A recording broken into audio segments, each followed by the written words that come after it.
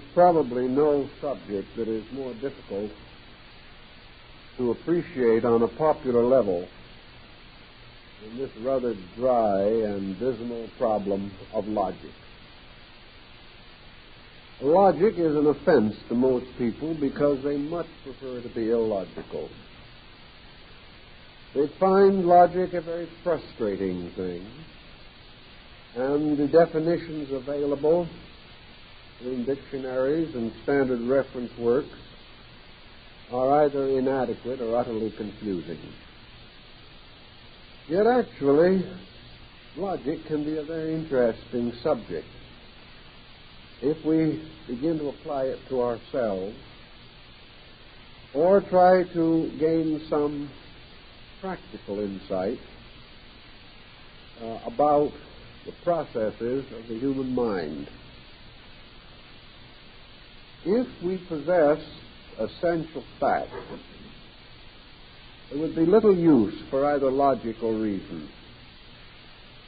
In fact, most of the branches of learning that we know today would be useless if we had a small group of inevitable, eternal facts available to our comprehension.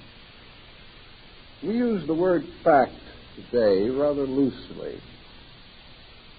We use it to define anything which seems to be obviously and undeniably true. And we do have a small number of what might be termed trite facts. Facts that no one will ever question, but in themselves will contribute very little to our improvement, our happiness, or our security. Thus, there are so-called self-evident things which no one chooses to question or deny. Every once in a while, however, someone assails one of these self-evident things and has demonstrated that many of them can be successfully assailed. For example, it was a self-evident fact in the 13th and 14th century that the earth was flat. No one questioned it. Today, in the 20th century, we know the earth is geographically round and financially flat. But that is a little different from the original thinking. We know that people were burned at the stake, boiled in oil, ridiculed, and persecuted for affirming things that we now call to be facts. This can only have one essential meaning to us, namely that even obvious facts may not be factual. Realizing, as we must in philosophy, that we are dealing with a universe of values, most of these values essentially unknown, we must develop various means of self-orientation. If we cannot know that which is inevitably and eternally true, then we must deal with probabilities. We must deal with those beliefs and convictions and policies and attitudes which seemingly have the greatest amount of integrity and veracity in them. Logic comes to our aid in this particular type of emergency. Logic helps us to escape the tendency to develop what Epictetus calls a falling sickness of the mind. It prevents us from being imposed upon by common or vulgar errors. It prevents us from overlooking the more obvious hazards, difficulties, or inconsistencies in reports and so-called facts. Logic is of two kinds, generally broadly divided between pre-Aristotelian logic and post-Aristotelian logic. Post-Aristotelian logic was a systematic science of logic, built up by a very careful classification of processes and procedures and the perfection of logical instruments by means of which we were able to refine to a certain measure those common processes which we know as common sense. Logic was really formalized to press forward the conclusions of the individual on matters which he commonly regarded as normal, reasonable, probable, likely. Pre-Aristotelian logic was called natural logic, and natural logic is part of the wisdom of the folk. Natural logic is the shrewdness of the old farmer, the almost untutored skill of the village lawyer. At a time when books were few, problems were rather simple, the lawyer depended largely upon common sense, and so did the judge. In those days, the confusion of litigation as we know it today did not exist. And for the most part, justice was discovered by simple, rather ordinary procedures. Natural logic also helped the semi-civilized person to come to certain conclusions that were consistent with his general attainment. Natural logic, therefore, must have some bearing upon the capacity of the person to be logical. It was not a formal structure that could be passed on from one person to another and be universally true for all concerned. It was a kind of homely insight that developed around the natural thoughtfulness, the natural penetration of certain minds that seem to have special abilities in being thoughtful or reasonable or sequential or orderly in their thinking. Thus, in most communities, there were a few logical persons who were greatly called upon for their advice, their opinions on various matters of significance. Perhaps the most useful phase of logic for us is that it is related to the science of the reasonable. In every contact we have in life, we are challenged to determine within ourselves the reasonableness of situations.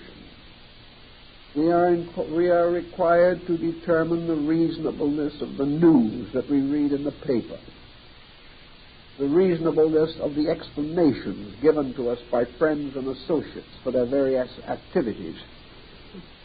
We are expected also to be able to defend in a reasonable manner our own feelings, our own beliefs, our own attitudes on a variety of common issues.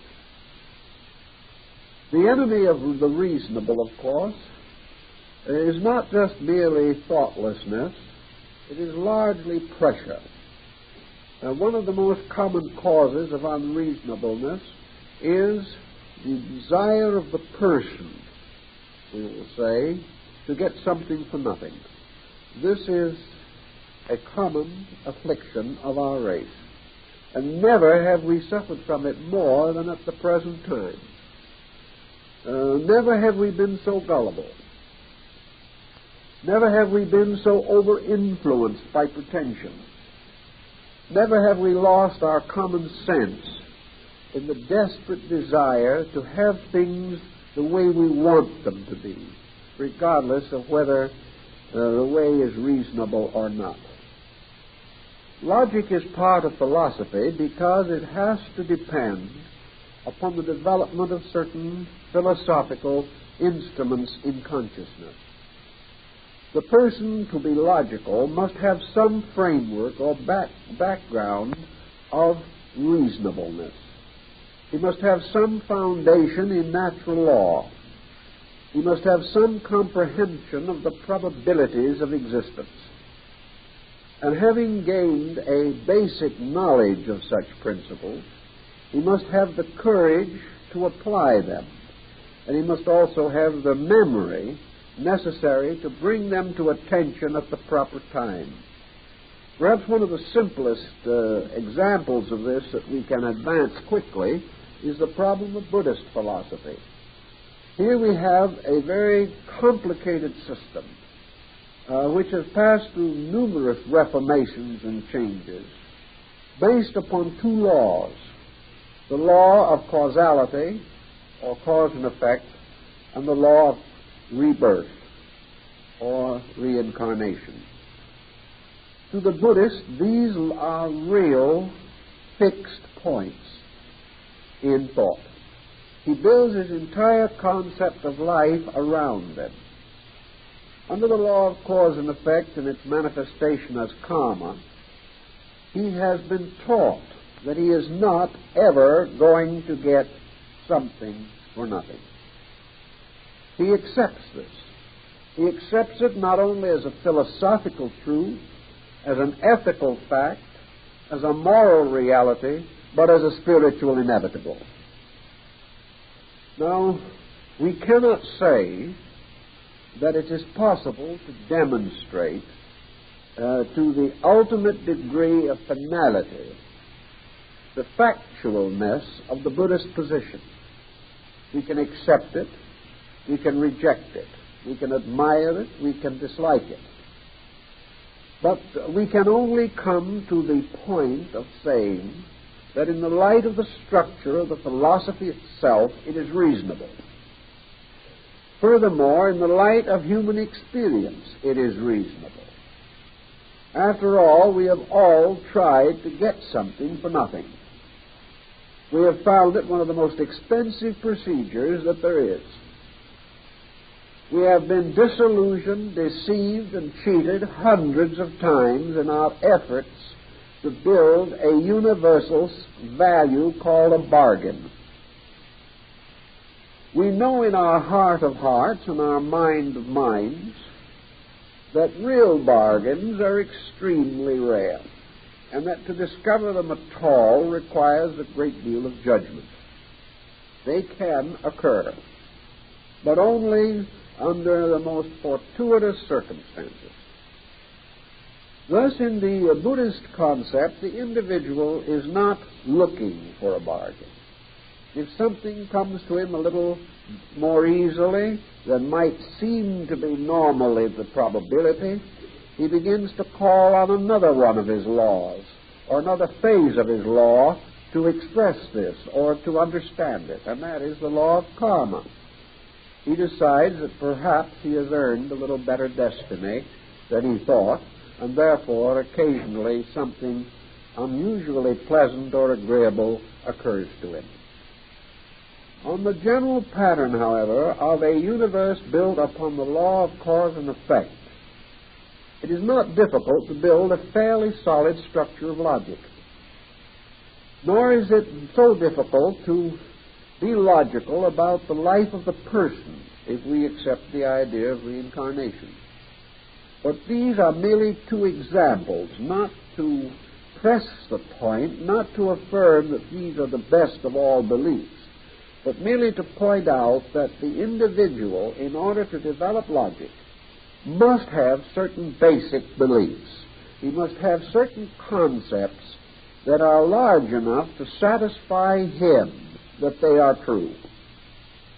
And then he must apply to these the various developments of reasoning powers and experiences which occur, fitting that which happens into the pattern of that which he believes to be a reasonable universal plan.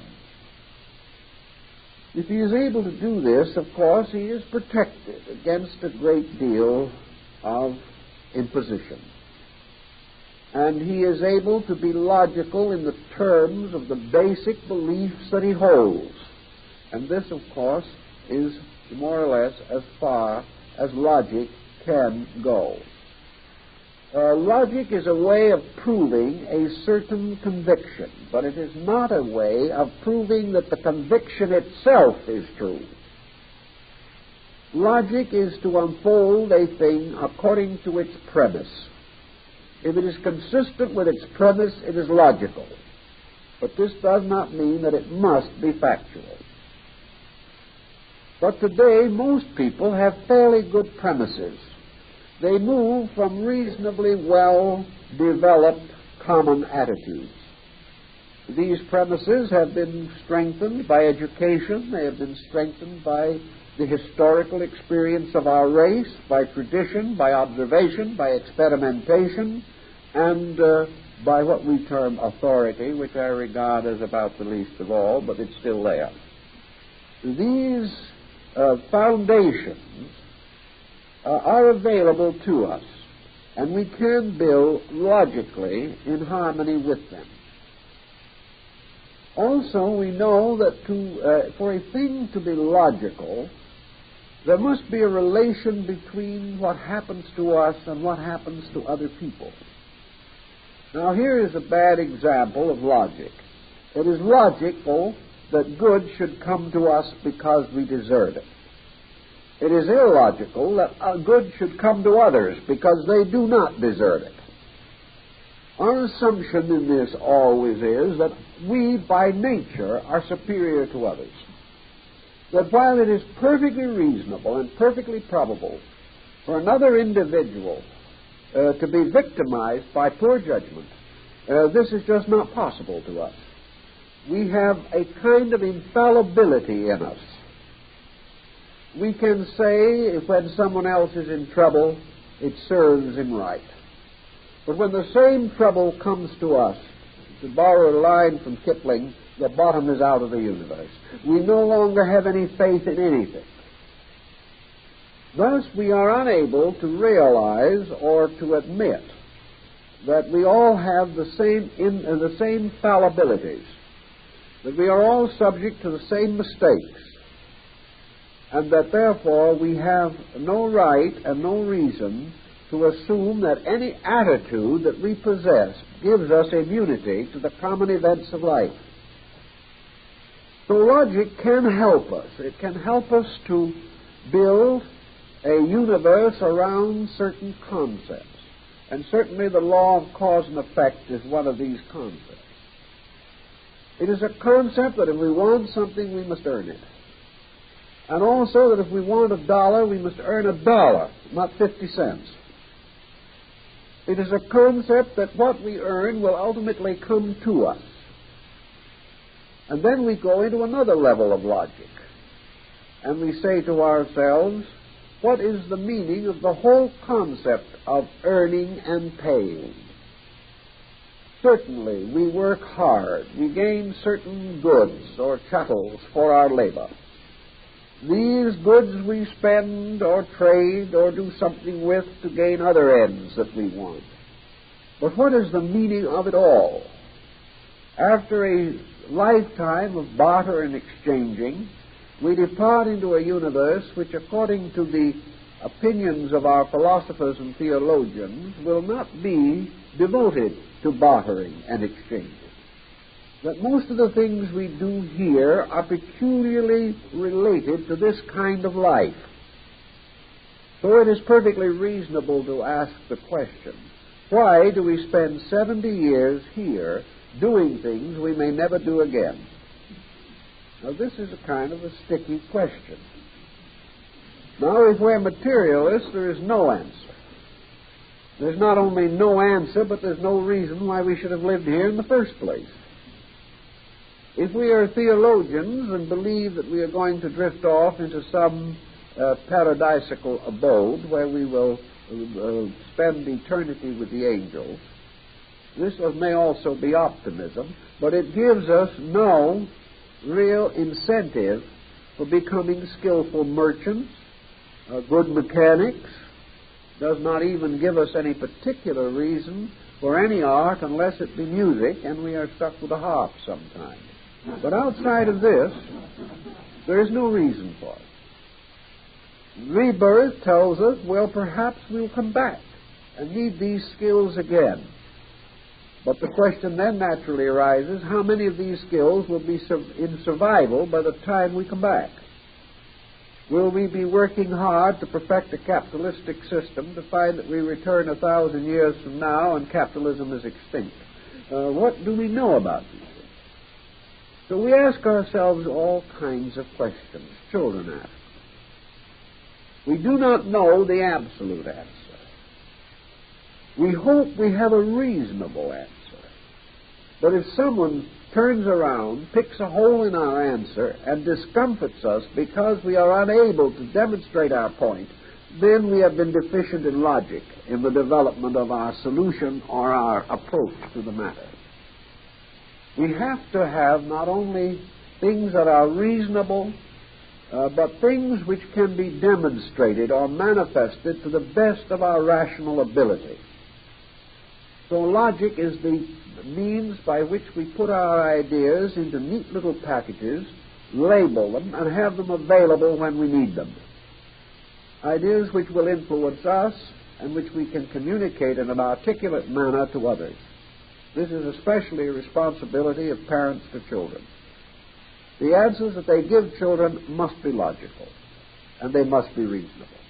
The child may not be able to distinguish the reasonable elements, but most children can discover the lack of logic, and they will turn right around and ask the inevitably embarrassing question.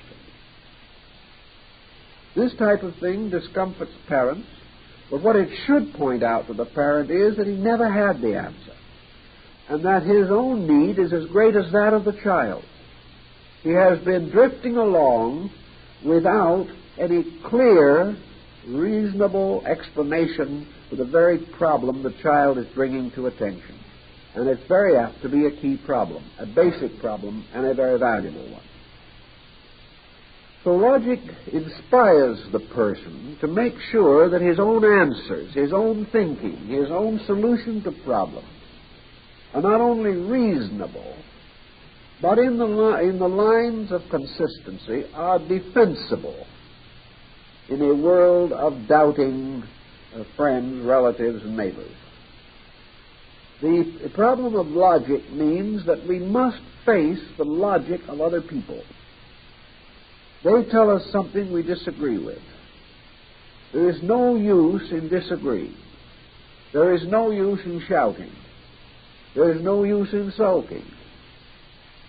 We must have a better answer, or the other person's logic stands, whether we like it or not. If he is logical, if he has developed his premises correctly, if we are unable to find any flaw in the unfoldment of his basic ideas, then we must either agree with him or become better students ourselves in order that we may find flaws that normally we would overlook. So that logic helps us to straighten out, clarify, simplify, and direct both thought and word. Logic helps us to put into a concise statement our ideas about a matter. One thing we observe in logical people is that they very often lack imagination, that they are perhaps too concise, that they are uninteresting because they approach everything in such a peculiarly realistic way that they manage to take most of the romance and drama out of life. This, again, is because they have had too much Aristotelian logic and have never found that the development of the logical faculty is a very beautiful, interesting, dramatic, dynamic thing. They have become logy in it. They have become bound by rules only, until the rules have become more important than the ideas. All rules exist merely in order to clarify ideas. The rule is not the important thing. It is merely that the frame by means of which the picture gains new dignity. And to substitute the rule for the picture, or the frame for the picture, is to become a pedant. to become this type of mind that was so criticized in the Middle Ages, which we call today the scholastic, and which at an earlier time the Greeks called sophists, meaning today in our thinking those pedants whose knowledge was more apparent than real. Logic in our daily working with problems can always gain some help by the generalization of particular ideas. Today we have to realize that we live in a world with billions and 3 billions of other people, and therefore that in some way any attitude that we have, any belief that we hold, must have a fairness about it, must have a larger integrity in it. It cannot be a private idea. We cannot live in private worlds ruled over by a private set of laws which we have invented, defended by a small army consisting only of our own faculties, and perpetuated regardless of the evidence against it that may accumulate in the world around us. We cannot have these private worlds. When we are unable to be big enough and broad enough to escape from these private worlds, we retire into them under pressure and become introverts. Very often the introvert is simply a person who does not want to live in the world as it is, but in a private universe of his own. Now, if he stays there, refuses to come out, he may remain in this private universe for his entire lifetime. He may populate it with his own kind of gods and godlings. He may make his own rules to run it. He may decree who he will permit and who he will not permit to be a citizen of his private world. In the end, however, he generally has no citizens but himself.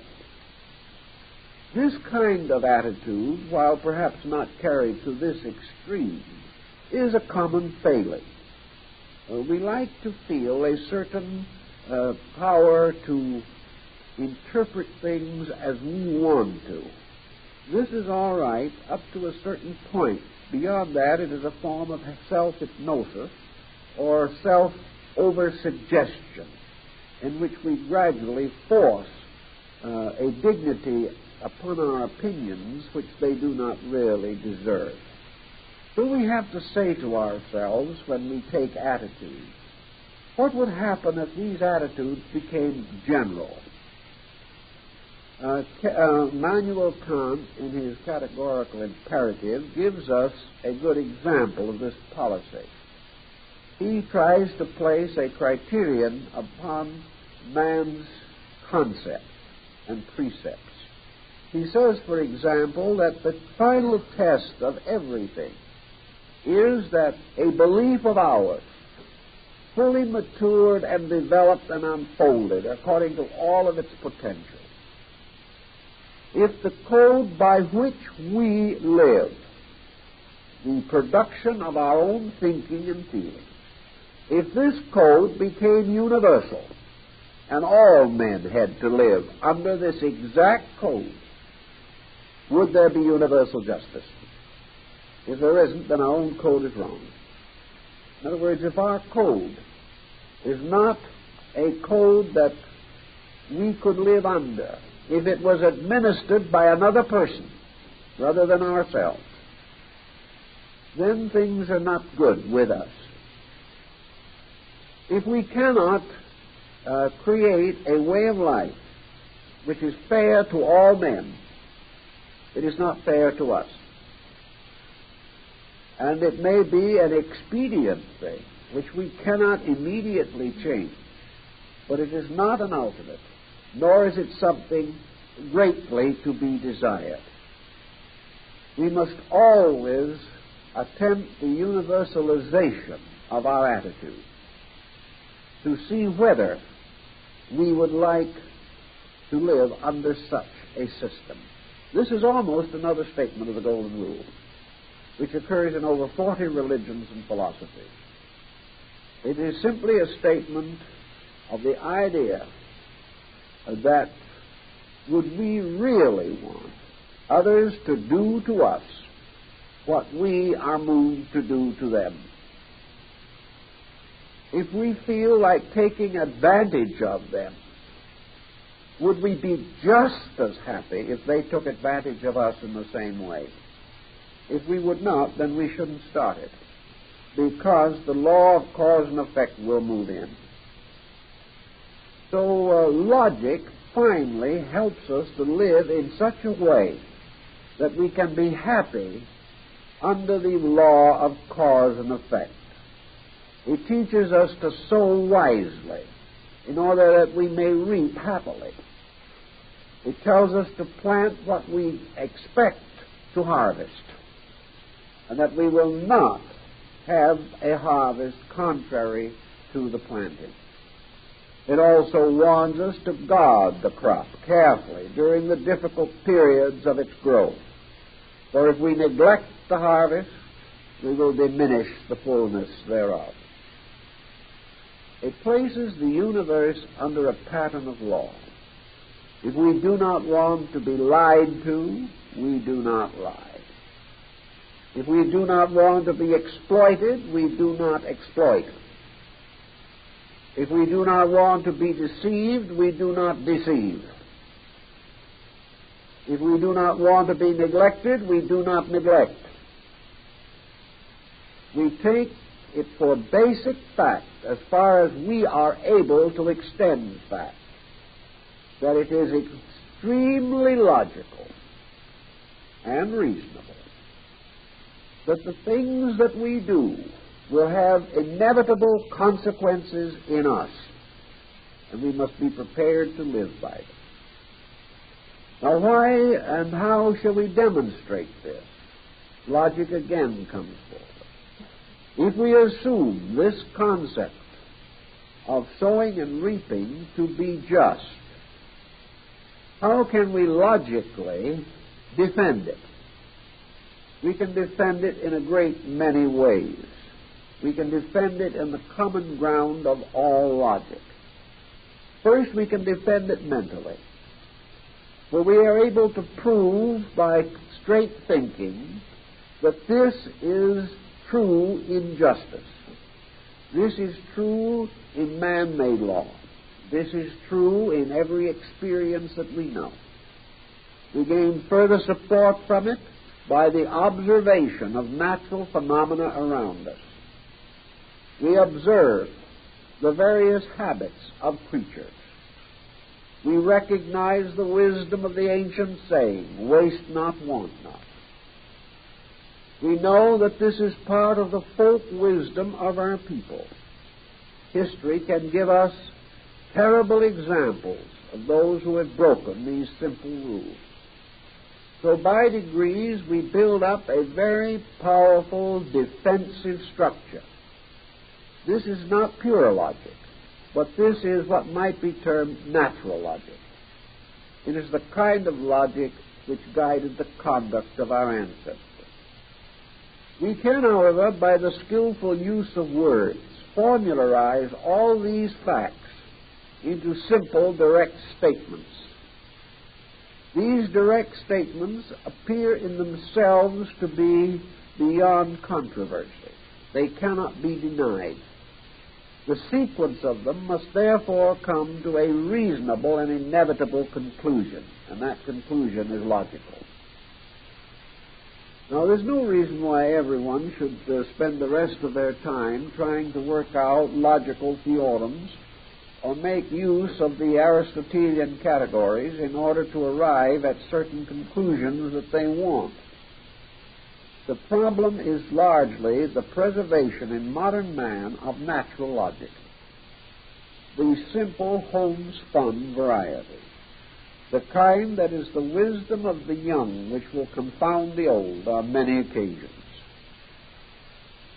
We can gradually develop a kind of common sense which, if we are mindful of it and continuously live according to it, will take out of our lives many of the unpleasant incidents with which we are afflicted. We can remember certain very simple formulas in the working of these problems. We can say to ourselves, a certain man has cheated us. This man, in turn, has cheated others. And we must therefore come to the logical conclusion that he is not honest. And on the basis of this conclusion, we must be on guard against him at all times. Now, this is not so difficult if we are quiet and in an impersonal mood, but you'd be surprised at the stream of younger people who come to me who have made illogical marriages. Not because they were not students of Aristotle, but because they lacked ordinary common sense. A person under the glamour of romance, for example, will come and tell me frankly that she has become smitten by a young man who has been for years a chronic alcoholic. This individual has never been able to keep a job, and he has a bad police record. But she feels that in spite of all this, he is a good man, basically, and that she is going to be able to reform him in 10 easy lessons. Now, by this we have a good example of bad logic. She is not going to accomplish such a thing. The testimonies are against her. The testimonies indicate that in her emotional attachment, she has lost sight of nearly all of the essential facts. Another individual comes to me with a business problem. He has a man with whom he is closely associated in business. In a number of personal affairs which have arisen in their lives, matters largely of friendship or social relations or incidental things, the man who came to me learned several matters about his business associate. First, he learned that he was a tax evader. He learned that he chiseled in every way possible and was perfectly willing to perjure himself on his tax return. But my friend said, well, after all, taxes are not very fair, so I don't blame him. Maybe I'd do the same thing. A little later, he found that this man had a beautiful and congenital habit of lying. Whenever he was in a difficulty, he lied. When he didn't want to do something, he lied. The lies were mostly comparatively harmless. They were just nice little white lies, but they were getting a little gray with constant wear. He also found out that this individual was perfectly willing to drive a sharper bargain than the facts justified. That this individual was perfectly willing to misrepresent products. He was perfectly willing to promise delivery of goods that he could not deliver, not because he wasn't supported and backed by the firms with whom he dealt, but he knew they were slow of delivery. He knew that he could not promise these things, yet he promised, fully aware that he could not keep his word. Little by little, the man who came to me got an impression of this man that was pretty bad. But after having this impression built up and sustained for several years, he was never able to understand why this man suddenly cheated him. There was just no other probable outcome. Logically, reasonably, this man would ultimately cheat anybody for the fact that he had this kind of a basic disposition. But because he was friendly, because he was affable, because he was good-intentioned, apparently, the people with whom he dealt were off guard and were seriously imposed upon. Now, anyone who has the tendency to think straight can avoid these kinds of problems. He can also avoid problems of excessive debt. He can guard against allowing his emotions or his appetites to cause him to take on unreasonable responsibilities that he cannot meet. If he sat down and figured out the law of probabilities, he would be in a much stronger position than he is under his present way of thinking. One man came to me who had a little more of the logical attitude within himself. I think he wanted me to help him to be illogical, but I couldn't oblige. What he was explaining to me was that he was buying a house. Actually, he was buying a house that was way out of his financial class. He was buying a house, and he sat down with me and he figured it out. He says, it is going to take me 20 years to pay for this house. And in order to pay for it, and to maintain my family in a reasonable security, I cannot be sick for one day or out of work for one day in that entire period of time. Is it probable that I can make this transaction safely? The answer, of course, it isn't. It isn't so. He would have to have some backlog to protect him. If this man had enough additional funds to maintain himself for 2 years, at any time during the period under consideration, he might have taken the chance. As it was far too dangerous. Yet most people would never stop and think of this. They'd think of only the refinancing, or the possibility of bluffing their way through, or the even more dangerous situation of ending up with various indebtedness on which they're paying from 12 to 20% per annum. People just will not sit down and quietly put 2 and 2 together and get 4 as the result. So if we can train minds just a partial way along this thinking things through policy, then we find that there are many simple rules, simple guides, simple ways by which we can protect ourselves against unusual and unreasonable stress. Wherever we do not make this protective move, where we do not think these things through, we hazard not only our security, our happiness, our friends, but we also hazard our health. The individual, having made unreasonable moves and forced to defend them in one way or another, may pay with his life for the additional anxiety that he has brought upon himself. So the philosophical pattern here, the great value of philosophy, is that it shall cause prudence, that it will not restrict the person in the reasonable fulfillment of reasonable desires, but will prevent him from taking on unreasonable futures which he may not be able to meet. This philosophical pattern will prevent him from mortgaging years that are not yet his.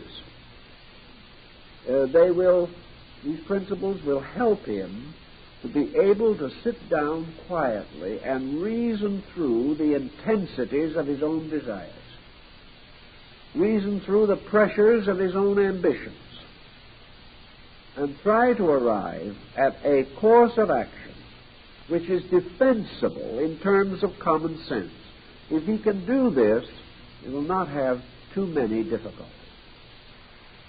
So what we call natural logic is that the person shall have normal expectancies as to the outcome of the various things or patterns with which he is concerned. He will set something in motion with a full awareness of the responsibilities and the opportunities. That he will accept debt advisedly, knowing that sometimes he must accept it. But he will never abuse the privilege of owing money. He will never go so far in a situation that he endangers all because he must have something. This type of discipline takes philosophy out of the realm of abstraction, where we have tried to keep it in the cloistered sanctuaries of universities, and puts it to work where it belongs, in the daily existence of individuals who must defend themselves in this particular generation against a wild array of illogical and unreasonable pressures. The individual must become more quiet as the world becomes noisier. He must become more careful as the world grows more careless. He must compensate for every dereliction of society by a further intensification of his own integrity. Otherwise, he is ultimately going to be drowned in a sea of common mistakes. Now, when we come to sum up this problem of logic and of the reasonable, we must naturally flow with it into the next branch of philosophical study, and this is ethics. Now, ethics is concerned primarily with two problems, but before we approach them directly, we know that ethics must seek the definition of morality. Ethics has to do with the nature of moral good and moral bad. Now, this problem is hardly less complicated than the one involving logic.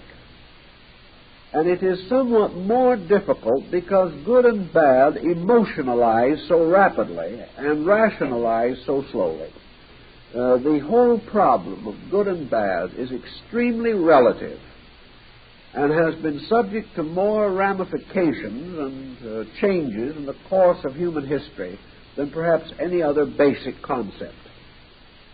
However, in the basic definition, morality must be that by means of which individual conduct contributes the most to collective security. Morality must have to do with the individual's concept of what is right. And what is right must be a positive statement of value. Morality then does break down into the two divisions which I mentioned. Morality being, first of all, what is the present good? How are we to approach the problem of contemporary value? But morality goes a step beyond this. For morality must define the nature of future good, because it is only by the definition of future good that civilization grows. Without a vision of something better than it is, everything fails. Thus, we must have not only a nature of good as we know it, but of better as it could be, or as the future naturally implies, a reasonable growth.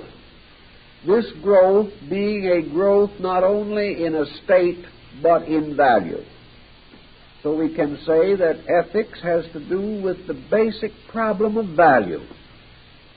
It has to do with decision as to that which is most necessary and the greater good. And it therefore is the type of decision which may cause the patriot to sacrifice his life for his principle. It may cause the parent to sacrifice more slowly the years of life for the protection of the child. It may be the conviction which causes the person to depart from worldliness, dedicate himself to some missionary endeavor, and bury his life in some jungle or swamp. These are values. Values which we find expressed on every level of human activity.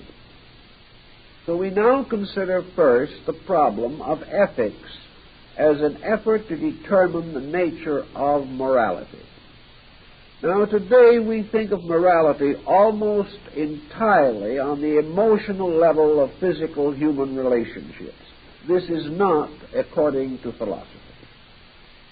Morality, according to philosophy, is actually motivation. Morality is the reason behind conduct. And whatever we do, are we motivated by the principal powers or values that we associate with ethics? Are we motivated by integrity? Are we motivated by virtue? Are we motivated by the fact that what we plan to do is necessary, useful, proper, and therefore generally commendable? Morality includes the element of mental and emotional integrity and physical honesty. Honesty is the long physical shadow of integrity. And many persons who are honest from fear only. They are not persons of basic integrity. Morality, then, has to do with whether or not we shall compromise value for any reason, for any consideration. Logic would say, don't compromise it because it is unreasonable. Ethics would say, do not compromise because compromise is not good.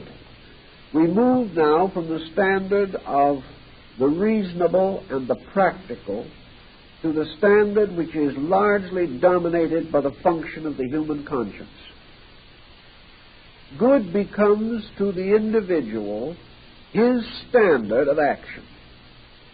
If his standard of action is too low, then it is obvious through his conduct because he is not good. So each person has to determine in his own way a standard of morality. And it will involve a large number of different activities.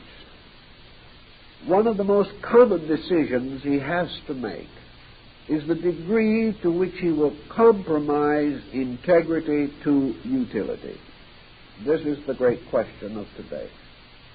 It is a question that is faced in every field of human activity. It is faced by everyone seeking employment. It is faced by nearly everyone who has a job. It is a decision that comes frequently into the home. It has much to do with the fact we have or do not have friends. And it may have a great deal to do with the bank balance. These problems are problems of ethics, and they are problems which involve primarily the degree to which we are willing to sacrifice advantage to the maintenance of principle. Well, this question is open to very large debate. The general tendency of people today is to give it less and less attention.